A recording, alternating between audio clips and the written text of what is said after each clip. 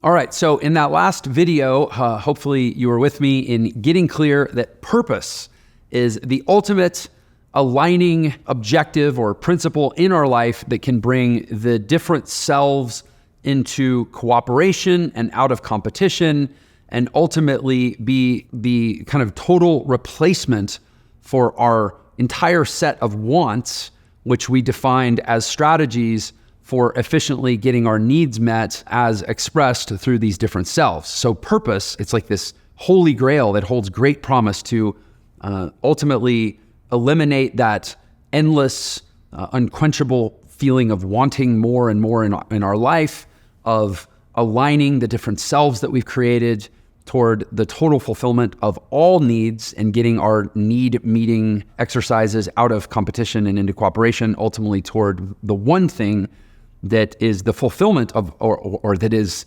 the end of all wanting, which is fulfillment, right? The fulfillment of all wants to feel filled full such that we no longer want for anything. And we've established purpose as the basis for that. So now that we've done so, I want to actually get into the mechanics of purpose, of finding it, living it, bringing it about in our life, and the process that we can engage in for the rest of our life. Because going with the idea that progress is happiness and that we need to be like always moving forward in our life, it's not just some sort of like stagnant moment of like, aha, purpose, well, now what? And then I spend the rest of my life getting bored with it. No, it's this endlessly exciting and novel journey and growth process into purpose as we align our life around it, and start to, live into the experience of it. So, that's all kind of word salad. So let's go back over to the whiteboard, look at some visuals, and actually talk about the process.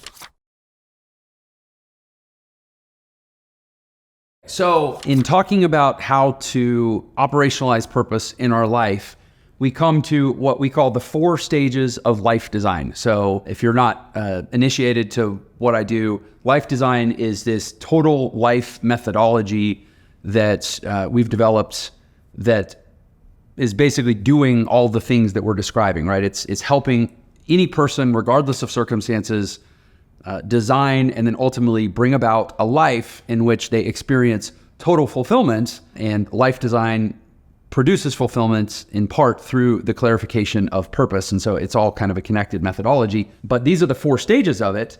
And it starts with simply becoming what we call purpose aware. And that is basically the belief that purpose is the orienting principle of life, of the human experiment by whatever experimenter, put this whole thing in motion, right? And you can tell from this video and from even the previous video, we spend a lot of time here, right? The mechanics, once we get kind of deeper, like this is actually kind of the easy stuff. The harder stuff is the battle of belief and actually getting ourselves to the place where, partly because there's a lot of unlearning and sort of deconditioning and deprogramming that needs to happen of a world that's tried to hijack our sense of belief, and the ultimate word is teleology, like the sense that there is an intentional design within our being, right? Like we live in a society that's kind of trying to eradicate such notions, right? Because we're easier to control when we don't believe that there's a purpose not to be, right?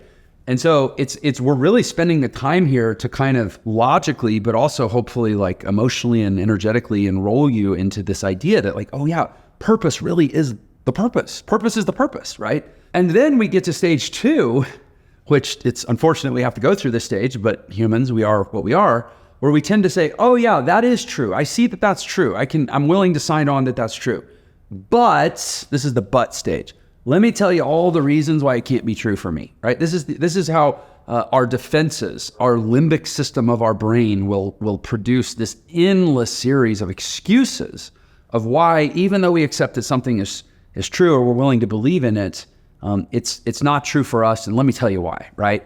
And that's because we cling to comfort. We cling to homeostasis. If we accept that purpose is the orienting principle of life, and then we juxtapose that with the actual life that we currently inhabit, it's very likely that it's going to call for some pretty drastic changes. And so our survival self, this is happening, and remember, I don't know that I said this, but each of the selves have different neurological and physiological systems associated with that. So the survival self literally runs on a certain set of chemicals in the body. It's going to be dopamine, although dopamine does carry across all, but there's particular dopaminergic pathways that are unique to the survival self. There's adrenaline, there's cortisol, the entire sympathetic nervous system is like the engine that drives the survival self, right? And it's why it's so powerful and so dominant in our life. And that system, which is a normalizing machine and wants to keep things the same, because regardless of how unhappy we are, at least we know we're still alive, and so don't take the risk to change anything, is going to come up with a million excuses here of why, even if we rationally accept this, we want to try to make it not true for ourselves so that we don't have to make the corresponding changes, because we perceive that as risk at the level of the survival self, right? So we go from belief to needing to enroll ourselves into self-belief and get through the excuse-making phase. And again, these are the hardest phases, right? Even though they seem so elemental and superficially simple, these are the hardest phases. Because once we're willing to believe, like everything we do is on the basis of what we believe to be true, right? The meaning that we've attached to the fundamental aspects of our life. So once we start attaching new meaning to things and believing that the purpose is purpose and that the excuses are just rationalizations to keep us from the actual change that would produce the transcendent experience of fulfillment, rather than just the reinforcement to the survival self of still being alive for one more day, right? Then we can actually get to the work of saying, okay, let's make a plan. And this is where a lot of the methodology of our program operates, is at the level of actually life design planning. But that's because we trust and we have a process for helping people get through these, frankly, more difficult phases. But then we get to kind of the fun stuff of actually making a plan, which is preparing for a designed life of purpose that leads to fulfillment. And then there's the actual execution, which we have systematized into a set of frameworks that you can actually install into your life and start repeating on a daily basis, living sort of this compoundable day concept where I'm doing things every day that I know will compound over time to the life of my design in alignment with my purpose, ultimately toward the end of fulfillment, right? So this is the methodology broken out, but we've got to go through these 4 stages. So what I want to do now is dig a little deeper into these stages, kind of the actual purpose, the surfacing of purpose in our life and the practical mechanics of what that looks like. And by the way, thank you in advance. I'm sure I'll be getting lots of comments on this video about what a gifted visual artist I am, so I appreciate that. I can see it too. So, okay, this is the visual then of our survival self, our social self, and our spiritual self getting out of combat and competition with each other and moving into alignment as we come to believe and enroll ourselves in the belief that there is this purpose, call it a North Star, to guide our life. And if we remember Neef's model, that's to guide our doing, our having, our being, and our interacting, which are the actual behaviors and choices of the different selves, right? We can start to align all of that toward purpose. And that begins to take us through these different phases, right? These are the phases of bringing purpose to the surface in our life. So first of all, there's purpose readiness, which is just saying, okay, I believe in purpose. I believe that purpose can be real for me and that my life will be improved by a focus on purpose. So I'm going to start getting my life ready to discover purpose. So, and this is probably a good moment to interject one of the most exciting pieces of news in this whole process, which is you don't have to know what your purpose is to have your life transformed by your purpose.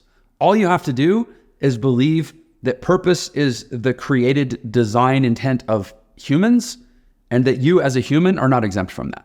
In other words, if you just believe that you have a purpose, even though maybe you have no clue what it is, that in and of itself is enough to completely transform your life and lead you in the direction of fulfillment using the life design methodology and ultimately produce all the positive state, sensations, and experiences you want in your life, even though you're perhaps completely ignorant of what it is. And in fact, you're likely will be ignorant of what it is until you move through these phases. So simply knowing that there is a purpose for you is enough to start getting purpose ready. And purpose readiness means starting to, and this gets into the life design planning and execution, starting to put the things true in your life or set the conditions in your life. And we have a framework we use called the Wheel of Growth, which is the knowledge, the environment, the resources, the habits in your life and you start to re-engineer those, even if you're not clear on what your purpose is, you just simply know that you have one. And so you want to start setting the conditions in your life from which purpose could emerge and in which you would be ready once it did. Because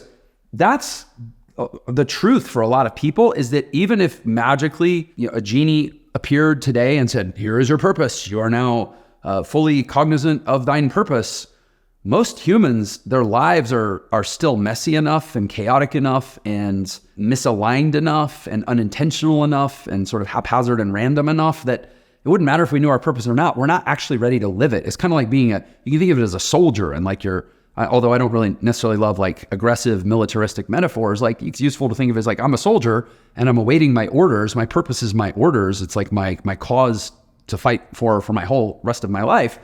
But if I'm like out of shape and my clothes are on the floor and my pack isn't packed and my gun is jammed and I haven't even reported to base, and like it wouldn't matter if I got my orders or not. I'm not ready for the call, right? And so purpose readiness means starting to get ready for the call of knowing what our purpose is. And we can start doing that work long before we actually know what our purpose is. And that's enough to start aligning the survival, social, and spiritual self. Like we can bring these selves together and say, okay, guys, it's time to start working together harmoniously to start putting things true in our life that help us get ready so that once we're clear of our purpose, we are in the maximally optimized condition to go serve in pursuit of that purpose, right? And so eventually we reach this milestone moment called stability. Essentially, my life is no longer chaotic. It is no longer random.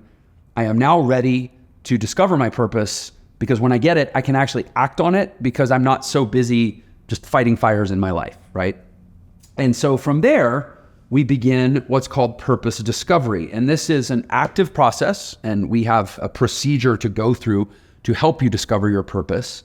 And by the way, these aren't like mutually exclusive. In other words, you can't kind of be doing this while you're doing this. Like you can begin the work and say at a general level, purpose discovery comes from sort of a combination of like positive psychology strengths assessment of really figuring out who you are naturally, like what are your gifts, what are you naturally good at and drawn to, coupled with what has been the common thread through your different life experiences and the different conflicts and challenges that you've overcome in your life, and that you sort of combine those two sets of information and it gives you an indication or clues toward your specific purpose, right? But you need that stability a lot of times in order to really clearly and effectively do that work, but you don't necessarily have to wait for stability to start. You can kind of be doing these two at the same time, but as you transition from readiness, you transition more into discovery. And then you reach this moment, and this is the moment that Mark Twain referred to in his quote, "The two most important days of a man's life are the day that he's born and the day that he discovers why." That second day, the day you're like, I know why I'm here, right? That's clarity. And then at that point, you take that information, that clarity, and even having done this work to be ready, there's likely going to be new adaptation called for as you take the baseline readiness and adapt it on the basis of the new clarity, right? So without getting into my personal biography, let's assume that I got clear that part of my purpose was to develop this life design methodology and evangelize it and share it with the world to help more people achieve fulfillment, right? So there were certain adaptations that I needed to make in my life, even though I had been kind of getting ready and getting my life in order because I wanted to experience, the process I'm describing.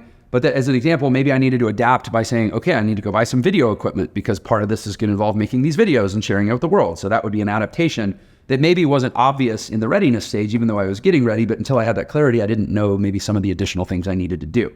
So then as I'm making these adaptations, I eventually reach this milestone of alignment where I now have all the conditions of my life based on this clarity adapted and actually ready to transition into purpose actualization, which is almost a semantic, like identical replacement for self-actualization. And in fact, I would go so far as to say it basically is in our methodology that purpose actualization and self-actualization are two ways of saying the same thing, which is bringing my full self to actually exist and manifest in the world, because I believe that my full self is defined by that will to purpose, or, the will to meaning, as Frankl put it. And so you go through this process, and now you have, and again, the three selves by now are as close together. They're almost one totally integrated self where you are just rocking out every day, living a life of purpose, bringing your purpose to being in the world. And yes, as a practical matter, I will go ahead and anticipate one of the objections that I know comes up most frequently, which is, yeah, that all sounds great. And I could do that once I, am filthy rich and I don't have to worry about money. No, there are ways that you can be living your purpose in the daily grind of also tending to the needs of the survival self and having money to pay rent and living at the basic level. There's probably going to be a lot of readiness and preparation that needs to happen to create the stability within that. Like, it can't be endlessly reactive and chaotic.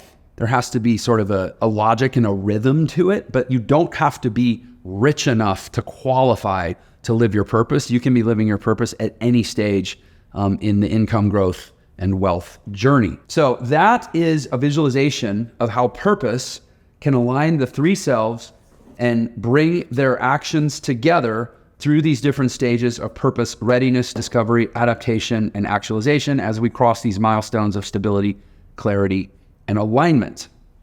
And then it doesn't just stop there, because this visualization might lead one to believe that, like, okay, I'm going to reach a point. Maybe it'll be when I'm 35. Maybe it'll be when I'm 55. Maybe it'll be when I'm 75, when I have actualized my purpose and I'm right up close to my North Star. And now my life is boring because there's nothing else to do. And, what am I still seeking, right?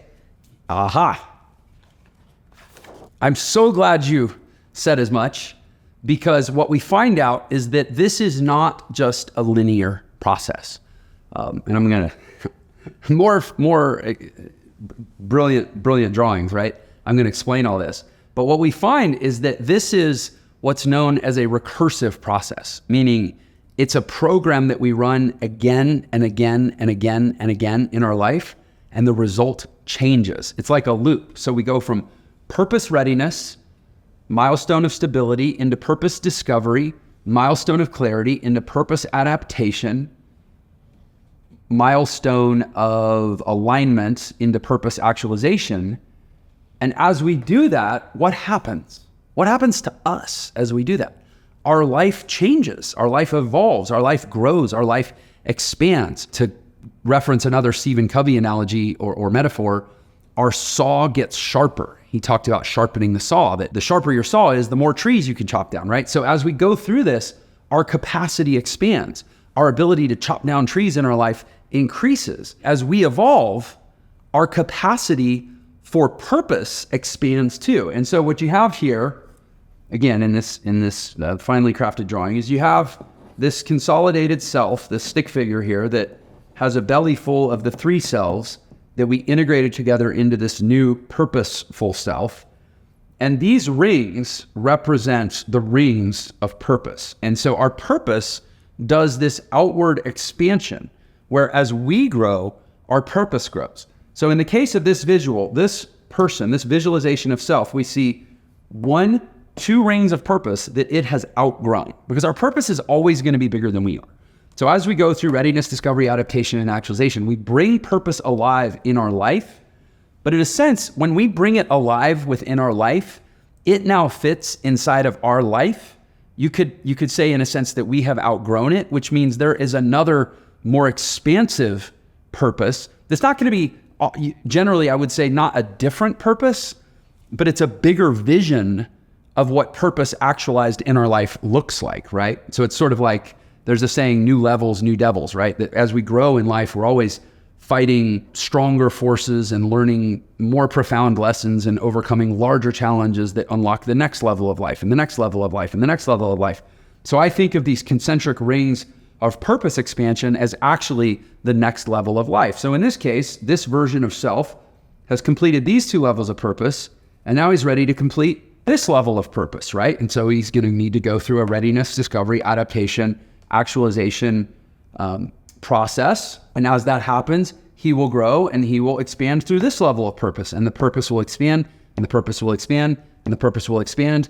And we run this loop endlessly in our life, and we are constantly, again, I'll reference myself. So I'm at a point now, I'm 45 years old. I've achieved a certain level of resource independence. I've achieved, I think, a really enjoyable level of clarity, like methodological clarity of not just what my purpose is, but how I am to bring it about into the world and how I am to help others assimilate it for their benefit to hopefully unlock their purpose. That's one of the interesting things about purpose, is that everybody's purpose at some level seems to involve inspiring or supporting others in finding their purpose. Purpose is like this positively contagious thing in life. And so I'm at this point now where I have to go, okay, what does it look like to take the life that I have, which, comparison is the thief of joy, as they say, right? And actually, interestingly, I heard a video the other day. I think it was Jordan Peterson talking about how as people grow in wealth or social status or other, forms of achievement in life, they don't tend to get more happy, because we always tend to compare ourselves to roughly the same 20 people that are at a comparable level of achievement to whatever level we're at. And so regardless of where I might be at this point in my life, I can either look around me and feel more or less happy or fulfilled through comparison, or I can just say, okay, aside from everyone else, where am I now, and what do I feel as a calling to become more expansive? In other words, to make my life more purpose ready. So what can I start doing in my life right now to be ready for whatever the next level of purpose or the next expansion of the purpose ring looks like in my life? Because I am now bigger than what my purpose was before, because I have brought it about to fit within my life. Therefore, I need a new purpose that is bigger than me, so that I have something still yet to grow into, right? And so I'm back to this, like right now, and literally in my life, I'm back to this, and probably like right here, figuring out, okay, like what does it look like to take this bigger? I've got the stability piece pretty well in hand, and you might the next time through, you might be able to zip through one and go, you know what, I'm already ready, I'm already stable, but I'm back in the discovery now, okay? And then what's it gonna look like to get clear, and then start making those adaptations. And so you just run this loop again and again and again and again. And this is what I can say as somebody who's now living within multiple iterations of this loop. This is where the fulfillment comes from. When you know you're living your purpose, and that yearning, that feeling, that perpetual dissatisfaction that we talk about in entrepreneurial terms of like, I'm endlessly dissatisfied, but the dissatisfaction no longer comes from a space of I am lacking, but it comes from a space of, I know that there is an even more expansive purpose to which I am now called, and it's back to the grindstone of doing the work to figure out what that is. Then, even though there's still a drive and there's still a dissatisfaction, it's completely fulfilled in the whole process. And that ultimately is what these videos and this whole methodology and my whole existence now is about, for helping try to provide to the world, is first of all a belief, and then a process for plan and execution, that we can all live completely fulfilled lives. And it's a completely inclusive philosophy. It doesn't matter what God we believe in, or what culture we come from, or what color we are, or who we love, or how we love, or like none of it. It's just the way we're created as humans. And there's a process to it. It's called life design. And if these videos have intrigued you, all I would ask is that, maybe do a thumbs up, or ask me a question and share it with someone, and keep watching. Thanks for your time.